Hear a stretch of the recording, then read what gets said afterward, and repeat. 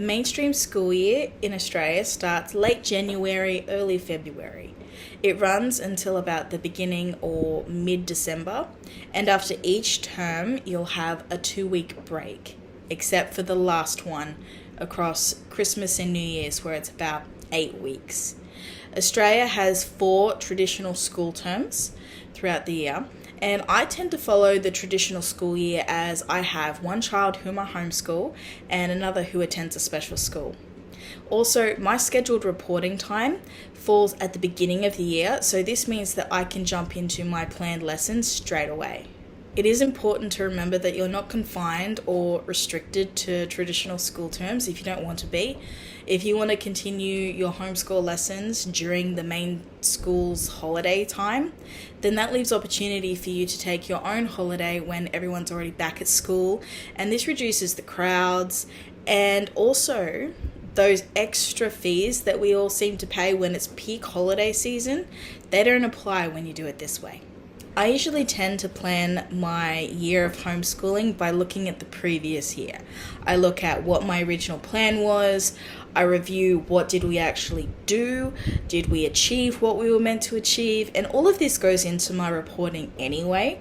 In Queensland, we don't have as much to report on, or we're not really tied to the Australian curriculum like I know that New South Wales, for example, is.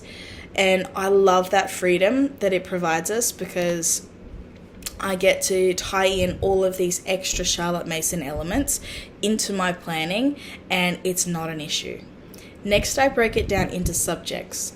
So traditionally, I start with maths and English or language arts, because that's 2 of the main requirements for reporting that Queensland has. In Queensland, you're required to report on math and English each year and what your students' progress was in each subject of those. And then you get to choose your third that you report on. And that could be anything. You could change it year to year. It's totally up to you. And this also includes personal growth, which I think is absolutely fantastic. And again, it ties into Charlotte Mason. So I pull up in front of me what my child achieved in mathematics for the previous year. And then I look at how that went, whether she showed great progress, whether she was really confident and had solid grounding in her comprehension of the mathematical concepts that we covered, or if she needed a little bit more review on some of those concepts. And then I look at, okay, what's the next steps forward? What's the next part of the mathematics, of mathematical concepts that I want to cover with her? And I outlay what I think is doable in a year. Typically, I go beyond what I think she might be capable of for that year of lessons, just because I want to allow room for if she exceeds my expectations. And I do the same for English.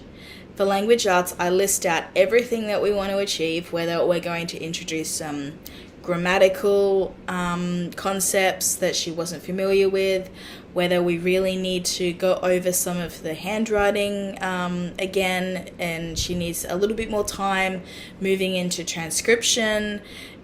I really look at and examine where my daughter sits on Charlotte's progression scale, and I think about, okay, what are the practical steps that I can do to assist her into moving on to the next step of that, of the next phase of that.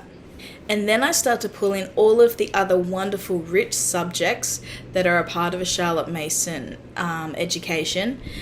I pull in history and geography. I pull in folk songs and hymns, Shakespeare if we're going to include it, which also connects to language arts. And I pull in all of the habits that we really want to work on this year. And I do leave space with habits to allow for on-the-spot adjusting. What I mean by that is if I set up all of the habits that I want to cover for her this year, but then I notice that a habit probably needs to be worked on mid-year that wasn't on my list, I've allowed some space for us to address that. as it happens. These are just some of the things that I do in preparation for creating my homeschool plan for my Charlotte Mason homeschool in Queensland in Australia every single year. And don't get me wrong, it never follows the plan. Every year is different. Every year there are things that don't get checked off my to-do list. And even though that would be easier for my brain and the way it works, it allows time for real life living and learning.